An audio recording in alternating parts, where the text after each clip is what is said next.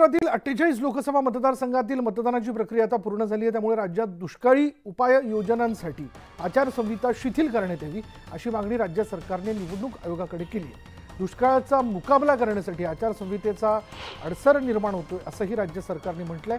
राज्य सरकारच्या या विनंतीवर निवडणूक आयोग आज निर्णय घेण्याची शक्यता आहे। मे महिन्याच्या अखेरीस राज्यात दुष्काळ सदृश परिस्थिती निर्माण झाली आहे। धरणांनी तळ गाठल्यामुळे अनेक जिल्ह्यांमध्ये भीषण पाणी टंचाई निर्माण झाली आहे।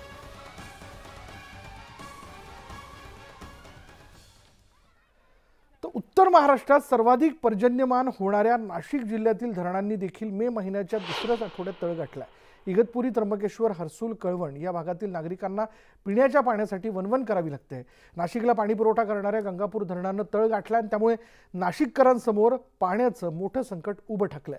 गंगापूर धरणाच्या ठिकाणाहून आढावा घेतला आमचे प्रतिनिधी लक्ष्मण घाटोळ यांनी।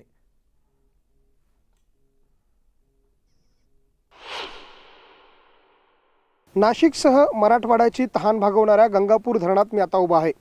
याच गंगापूर धरणाचा जलसाठा जर आपण बघितला तर मोठ्या प्रमाणात हा जलसाठा कमी झाल्याचं दृश्यांमध्ये पाहायला मिळतंय। गंगापूर धरणानं देखील आता तळ गाठायला सुरुवात केली आहे। नाशिक जिल्ह्यात जवळपास 23 छोटी मोठी धरणं आहे आणि या 23 धरणांपैकी 3 धरणांमधला पाणीसाठा 0% जाऊन पोहोचलेला आहे।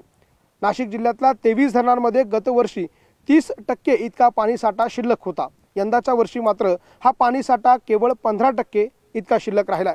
त्यामुळे ज्या जिल्ह्यामध्ये सर्वाधिक पर्जन्यमान होतं त्या नाशिक जिल्ह्यामधीलच धरणांची ही अवस्था आहे।